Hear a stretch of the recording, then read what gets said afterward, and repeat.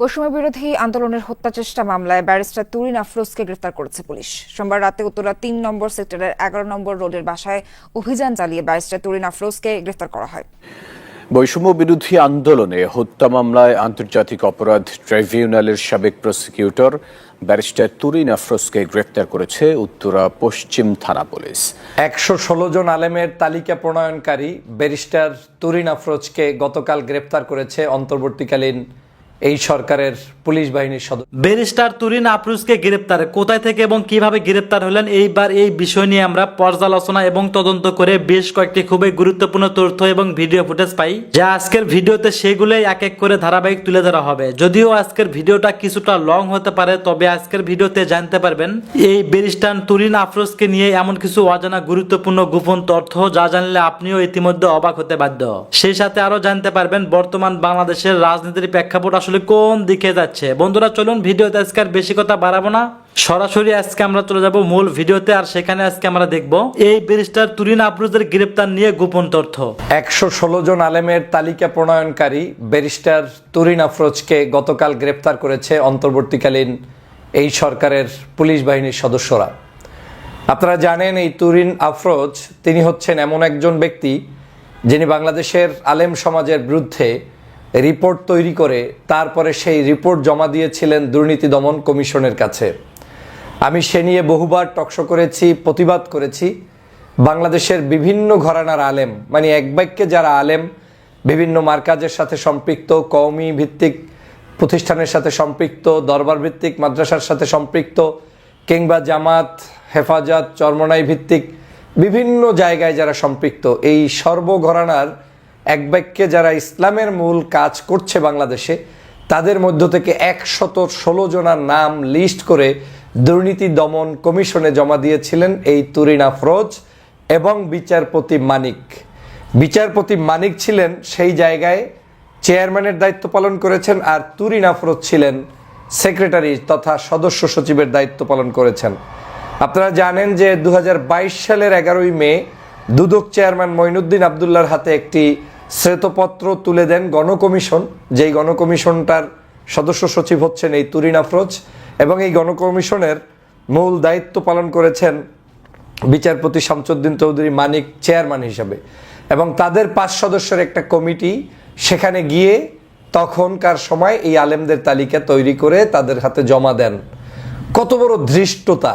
চিন্তা করে দেখেছেন যে আলেমদের তালিকা, বাংলাদেশে আলেমরা এমন উচ্ছিষ্ট হয়ে গিয়েছে যে আলেমদেরকে জঙ্গি, সন্ত্রাস বিভিন্ন নামে বেনামে দিয়ে তাদের এগুলোকে উৎসাহ যোগাচ্ছে এই আলেমরা। এগুলো বলে বাংলাদেশের আলেমদের তালিকা করলো কোন সময়? আওয়ামী লীগের ২০২২ সালে। তো যেই আওয়ামী লীগ এই কার্যক্রম আপনার করলো, যেই আওয়ামী লীগের সময় এই তালিকাগুলো হলো, সেই আওয়ামী লীগের সময় বাংলাদেশের প্রত্যেকটি জায়গায় দুর্নীতি হয়েছে, দুষ্কৃতি হয়েছে, অন্যায় হয়েছে, অবিচার হয়েছে, কোনো কিছু বাদ যায় নাই। তারা আবার ১১৬ জন আলেমের নামে শ্বেতপত্র প্রকাশ করে। দেখেন, জঙ্গি ও অর্থায়নে সাম্প্রদায়িক সম্পত্তি বিনষ্টের অভিযোগে, মানে বাংলাদেশে সাম্প্রদায়িক সম্পত্তি বিনষ্ট নাকি আলেমরা করে, অথচ আলেমরা বাংলাদেশে না থাকলে এদেশের সাম্প্রদায়িক সম্প্রীতিই তো রক্ষা হতো না। আমরা ঈদের নামাজে যাই, আমরা জুমার নামাজে যাই, প্রতিটা মুহূর্ত যে খুতবাগুলো শুনি, তার মানে কি? আমরা সেখানে কি শুনি? সুশৃঙ্খলভাবে চলতে হবে, দেশকে ভালো রাখতে হবে, ধর্ম পালন করতে হবে, কর্মময় জীবন গঠন করতে হবে, পরিবারে শান্তি রাখতে হবে, সমাজটাকে বিনির্মাণ করতে হবে, ভালো মানুষ তৈরি করতে হবে। এই আলোচনাগুলো যারা করেন তারা হয়ে গেলেন কি? জঙ্গি, অর্থায়ন ও দেশে সাম্প্রদায়িক সম্পত্তি বিনষ্টকারী। এই ছিল আওয়ামী লীগের সময় ট্যাগিং এর রাজনীতি। এবং তারা সেই সময় একটা ওয়াইজিনদের তালিকা প্রণয়ন করে দুর্নীতি দমন কমিশনে জমা দেয়, এবং সেটা দেয় ঘাতক দালাল নির্মূল কমিটির সমন্বয়ে গঠিত মৌলবাদী সাম্প্রদায়িক সন্ত্রাস তদন্তে গণকমিশন।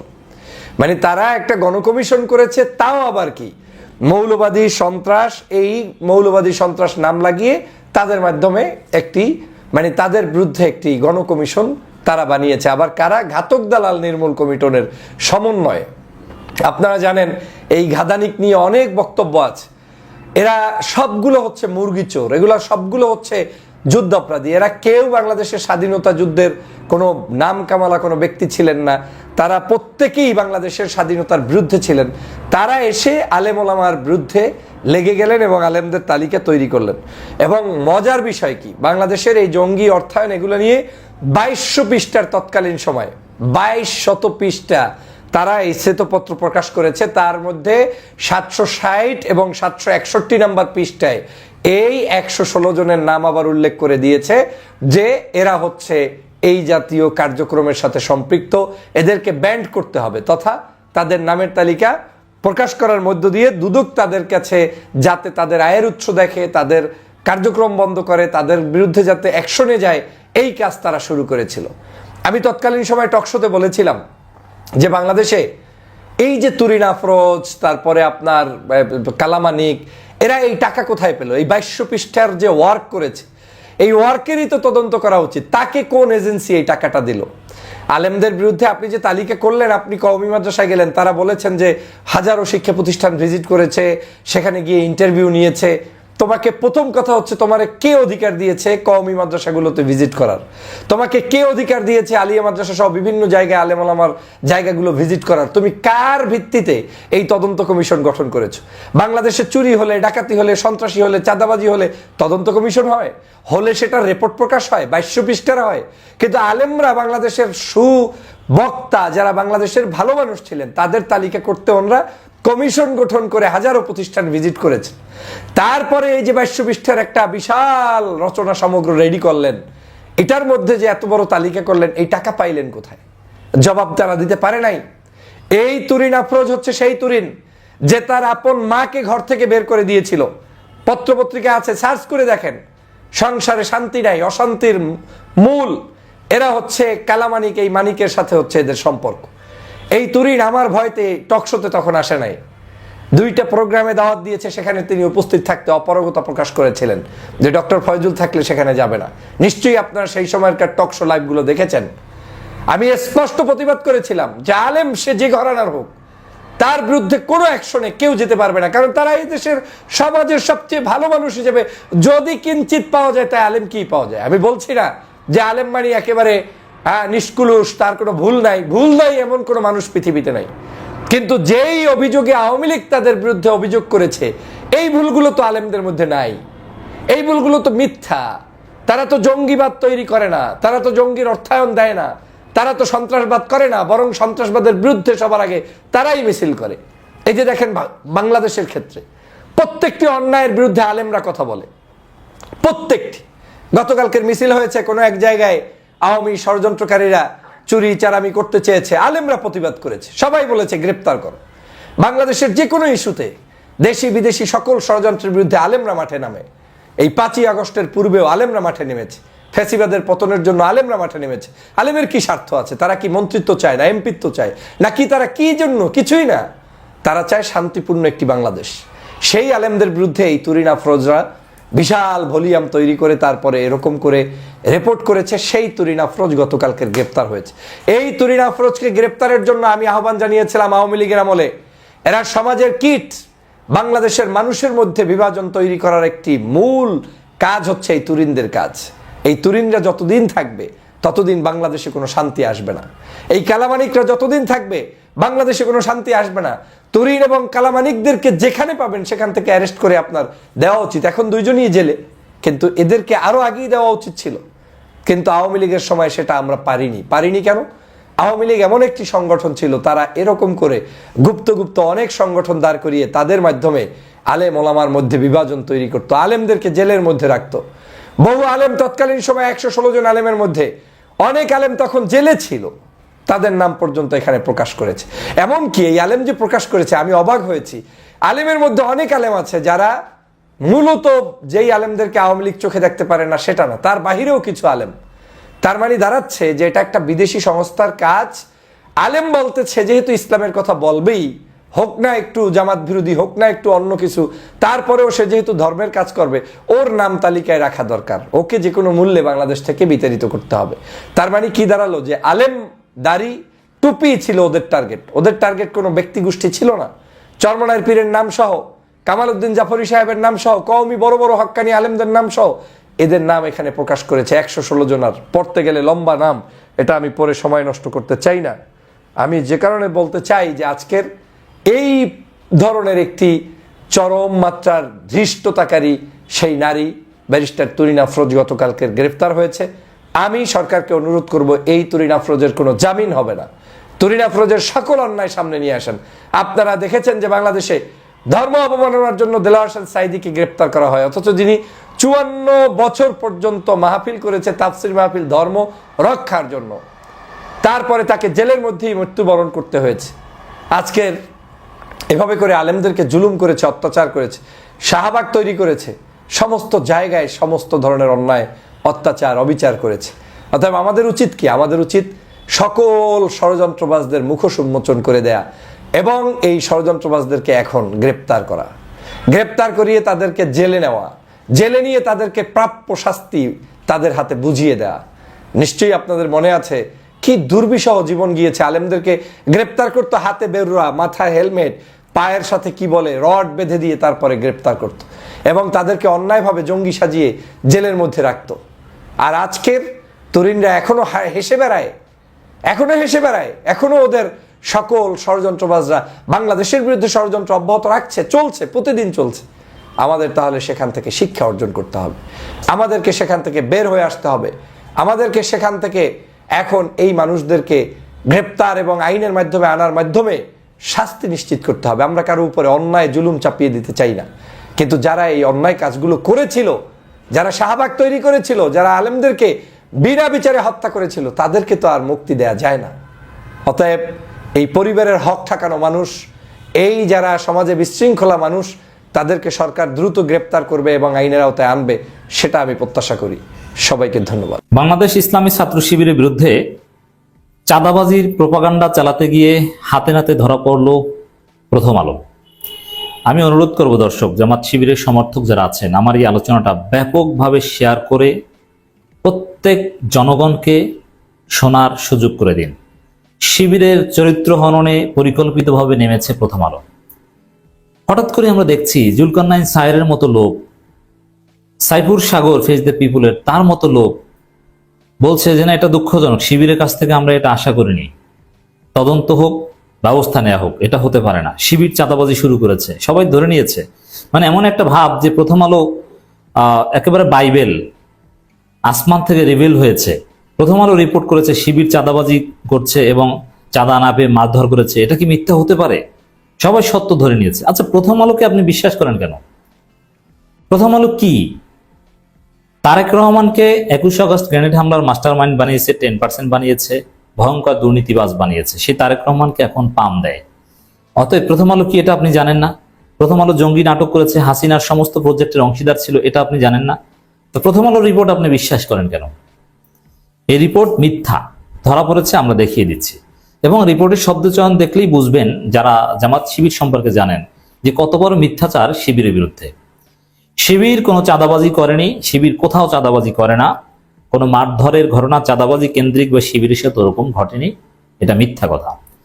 তো দর্শক, ধরা পড়েছে, বেশিক্ষণ লাগে নাই, অল্পের মধ্যেই প্রথম আলো ধরা পড়েছে। শিবিরের বিজয়, শিবিরের নৈতিক বিজয়। শিবির চাঁদাবাজি করে না। চাঁদা না পেয়ে ব্যাংক কর্মকর্তাকে মারধরের অভিযোগ শিবির কর্মীদের বিরুদ্ধে। বাবারে, মানে একবার টেম্পোস্টান পার্টি যেরকম করে ওইরকম শিবিরকে বানিয়ে দিয়েছে।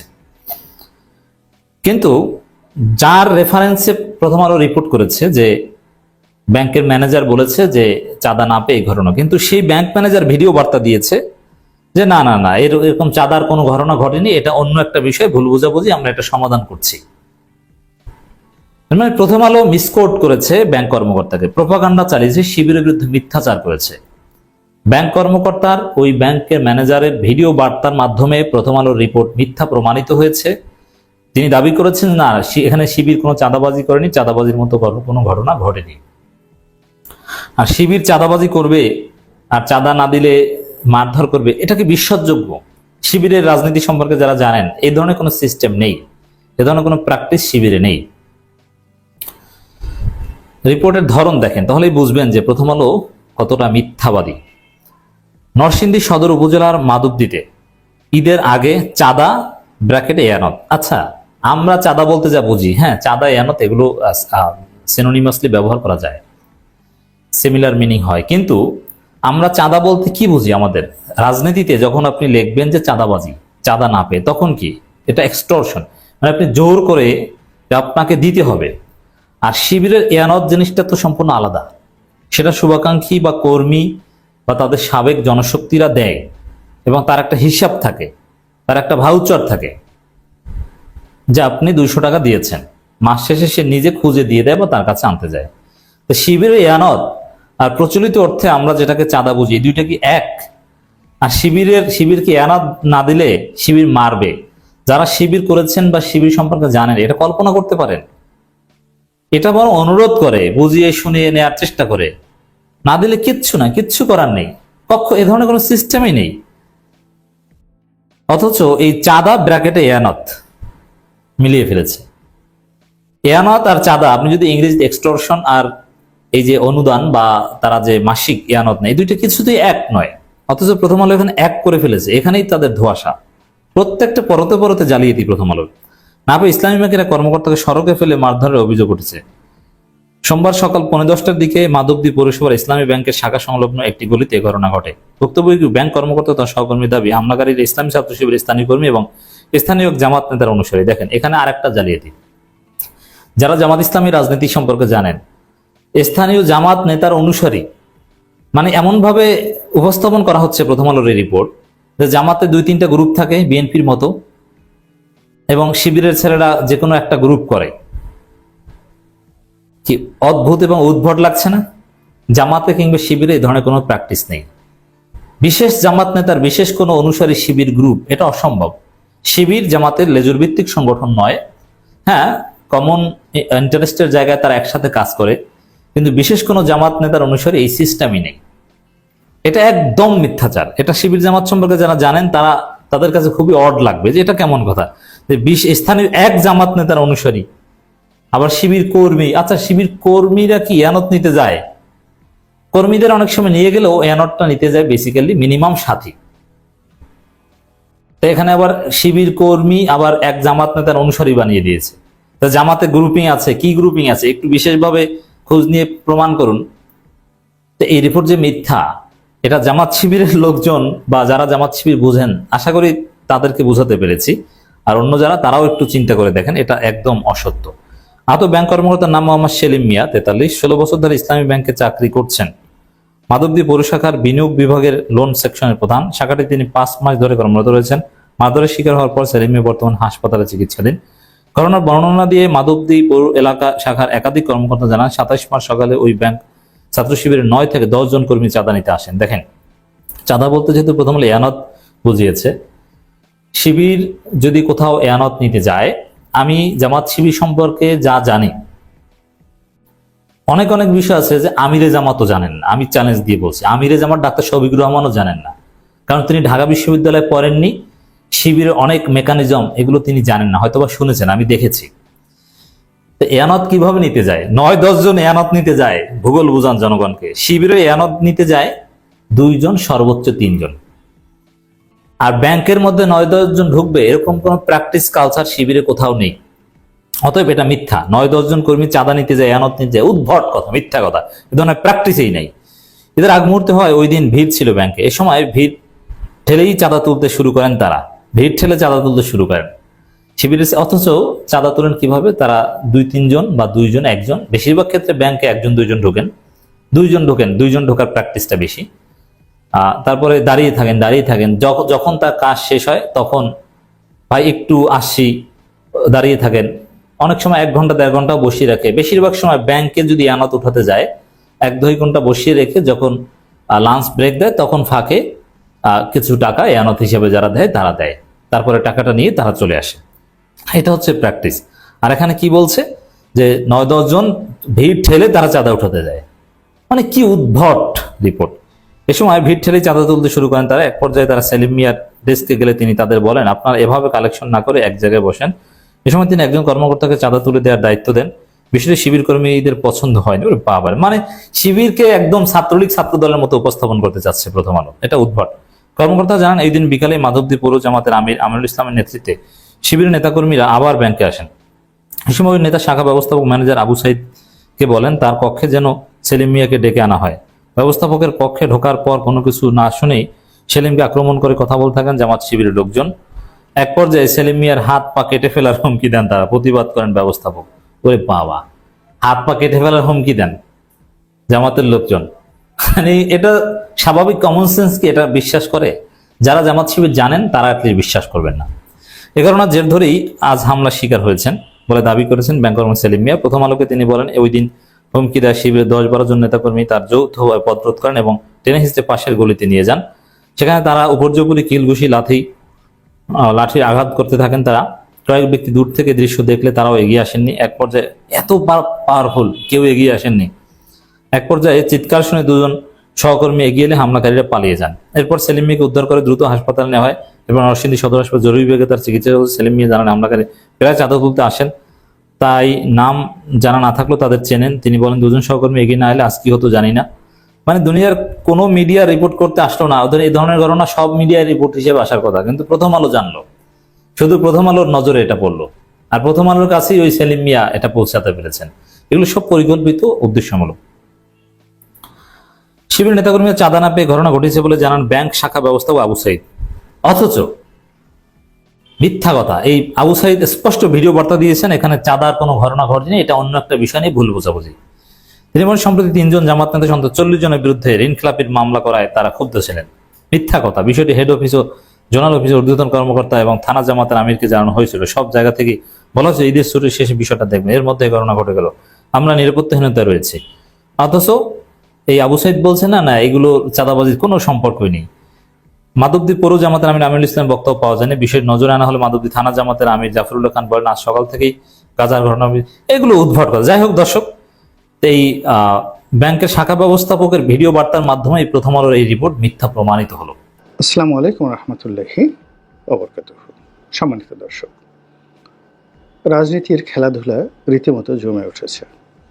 স্পষ্টতই একদিকে ডক্টর মোহাম্মদ ইউনূস এবং তার সঙ্গে জামায়াত ইসলামী সমন্বয়ক কিছু ইসলামিক দল এবং পশ্চিমা বেশ কিছু থিঙ্ক ট্যাঙ্ক রয়েছেন। তার সঙ্গে সাম্প্রতিককালে যুক্ত হয়েছে পাকিস্তান এবং পাকিস্তানের পেছনে চায়না, এটি একটি বলয়। দ্বিতীয় আরেকটি গ্রুপ, সেটি হলো বিএনপি এবং তার সহযোগী অন্যান্য রাজনৈতিক দল। কার্যত বিএনপির যারা রাজপথে আছেন নেতাকর্মী এবং জনপ্রিয়তা, এটাই তাদের শক্তির মূল ভিত্তি।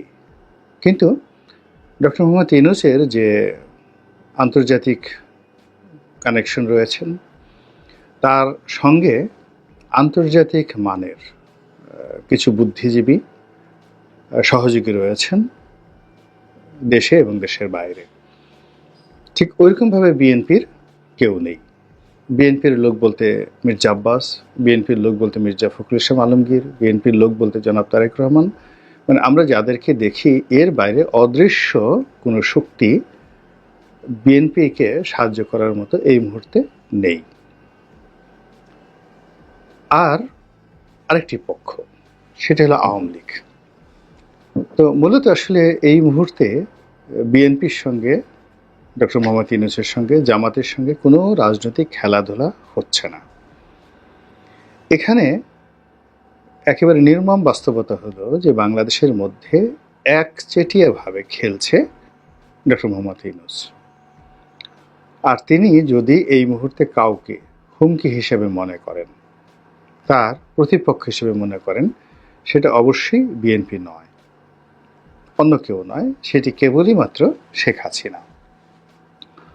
তো ডক্টর মোহাম্মদ ইউনূস সাহেবের সঙ্গে যেভাবে দেশে এবং বিদেশে সাহায্যকারী রয়েছে, তদ্রূপ শেখ হাসিনার হাতেও দেশি বিদেশি অনেক শক্তি রয়েছে। দেশের মধ্যে আওয়ামী লীগের 6 কোটি কর্মী সমর্থক এবং তারা প্রায় সবাই সচ্ছল।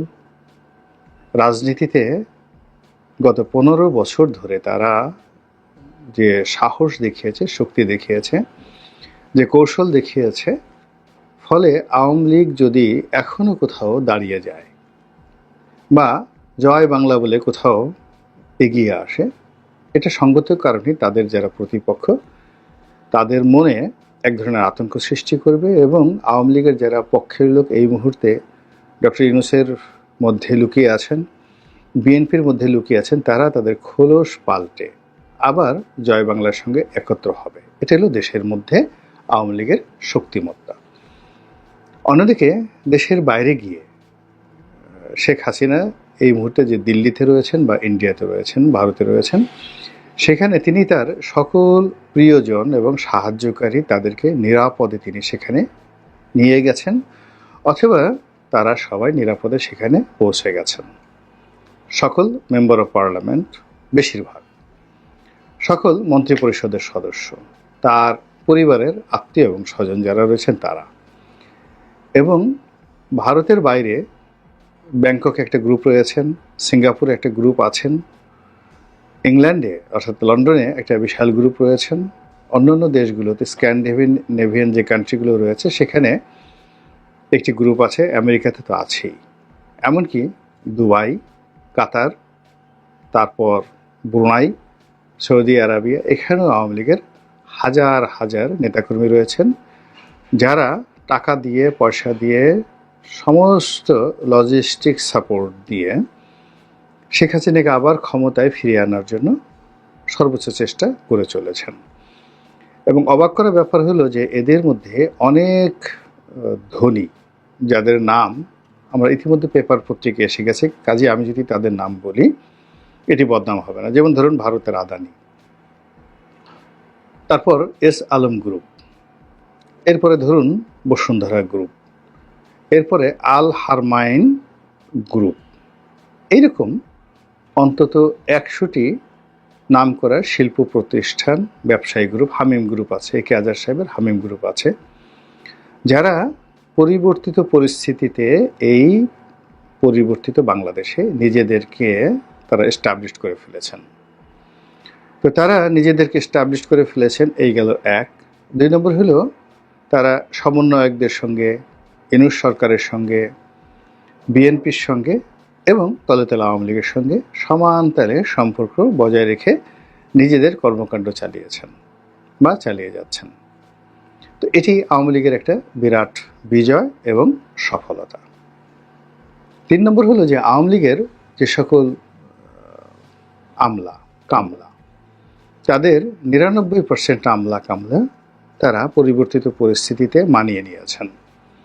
তাদের মনের মধ্যে জয় বাংলা, কিন্তু চোখে মুখে এখন হয়তো বাংলাদেশ জিন্দাবাদ, ইনকিলাব জিন্দাবাদ, নারায়ে তকবীর জিন্দাবাদ, ডক্টর ইউনূস জিন্দাবাদ, এই জিনিসগুলোকে তারা সমন্বয় করে ফেলেছেন এবং ধাক্কা কাটিয়ে উঠে তারা কি করবেন বা না করবেন সেটা একমাত্র উপরে আল্লাহ রাব্বুল আলামিন ছাড়া আর কেউ জানেন না।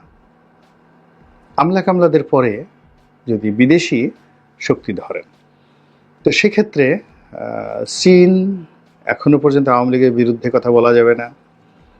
ভারত একেবারে আওয়ামী লীগের পক্ষে, যাকে বলা হয় কোমরে গামছা বেঁধে যেভাবে নেমেছে।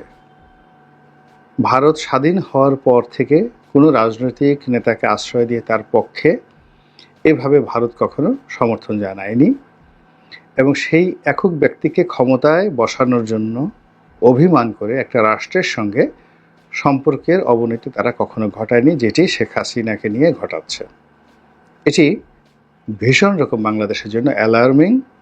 এর কারণ হলো আমাদের চারিদিকে যে বলয় রয়েছে, সীমান্ত রয়েছে, সেখানে এই ভারতের যে কর্তৃত্ব, এই কর্তৃত্ব কেউ অস্বীকার করতে পারবে না, এবং ভারতের এই কর্তৃত্ব মোকাবেলা করার অবস্থা আমাদের অন্য কোনো বন্ধু রাষ্ট্রের আদৌ নেই।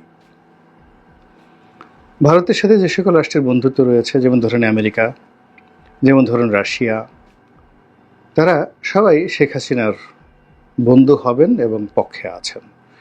কাজেই ডক্টর মোহাম্মদ ইউনূসকে যদি খেলতে হয়, রাজনীতির খেলা খেলতে হয়, তাহলে তাকে শেখ হাসিনার সঙ্গে খেলতে হচ্ছে, আওয়ামী লীগের সঙ্গে খেলতে হচ্ছে, এবং এই বিপদ এবং বিপত্তি মাথায় রেখেই কিন্তু তিনি এগোচ্ছেন। এটা হলো রূঢ় বাস্তবতা।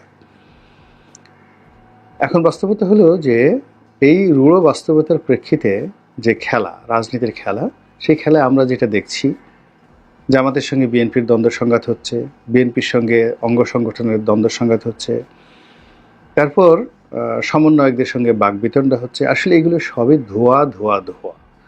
পর্দার আড়ালে মূলত যে জিনিসটি হচ্ছে সেটি হলো আওয়ামী লীগ চেষ্টা করছে জামাতের সঙ্গে, বিএনপির সঙ্গে, এমনকি ছাত্রদের সঙ্গে একটি সুসম্পর্ক স্থাপন করার জন্য, অথবা অ্যাটলিস্ট তাদেরকে নিউট্রাল করার জন্য। এবং এই জন্য আপনি দেখবেন যে এই যে যাদের বিরুদ্ধে টাকা পয়সা লেনদেনের অভিযোগ আসছে, এ প্রায় সবই বিএনপি মাইন্ডেড নয়, আওয়ামী লীগ মাইন্ডেড, যারা ব্যবসা বাণিজ্য করেন, ব্যবসায়ী গ্রুপ, তারাই টাকা দিচ্ছে। এমনকি যে সকল গোপন সংস্থা থেকে টাকা পাওয়ার অভিযোগ আসছে, সে সকল গোপন সংস্থার যে টাকা, এটা যে আওয়ামী লীগ থেকে আসছে না, এই কথা কিন্তু বলা যাচ্ছে না। আবার এই সকল কথা মুহূর্তের মধ্যে, অতি গোপনীয় কথা, এটি কয়দিন পরে আবার প্রকাশিত হয়ে যাচ্ছে। অর্থাৎ যারা টাকা দিচ্ছে, তারা, যাদেরকে টাকা দেওয়া হচ্ছে, তাদেরকে ব্ল্যাকলিস্টেড করার জন্য আবার এই জিনিসগুলো প্রকাশ করে দিচ্ছে। কাজে এখানে আওয়ামী লীগ খেলছে। তো আওয়ামী লীগ যে খেলছে, সেই খেলার ক্ষেত্রে আমরা যা দেখছি সেটা সত্য নয়, কিন্তু এর বাইরে আরও অনেক কিছু এখানে ঘটে চলেছে।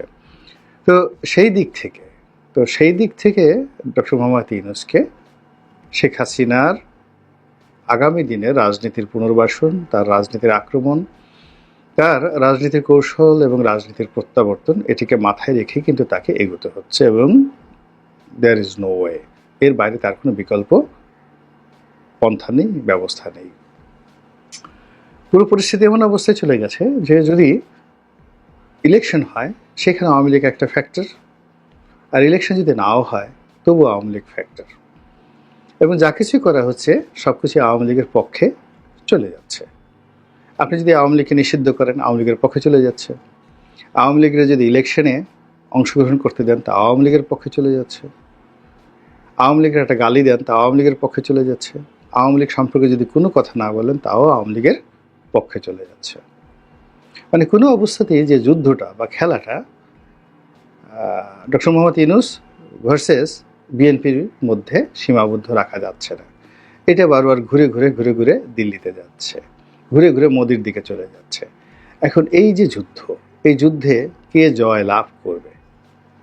এখন আমরা ডক্টর মোহাম্মদ ইউনূসকে যতটুকু জানি, তিনি হিজ এ ফাইটার, এতে কোনো সন্দেহ নেই। তার জীবনে তিনি আজ যত দূরে এসেছেন, কৌশল করে এসেছেন, পরিশ্রম করে এসেছেন, তারপর বুদ্ধিমত্তা খাটিয়ে এসেছেন। তার জীবনের অনেক পরাজয় আছে, অনেক বেদনা আছে, কিন্তু তারপর তিনি বিজয়ী, এটি সত্য। আবার শেখ হাসিনার ক্ষেত্রে এটা আরও নির্মম। অর্থাৎ তিনি একেবারে মৃত্যুর মুখে দাঁড়িয়ে, জল্লাদের তলোয়ারের নিচে দাঁড়িয়ে তিনি অট্ট হাসি দিয়েছেন।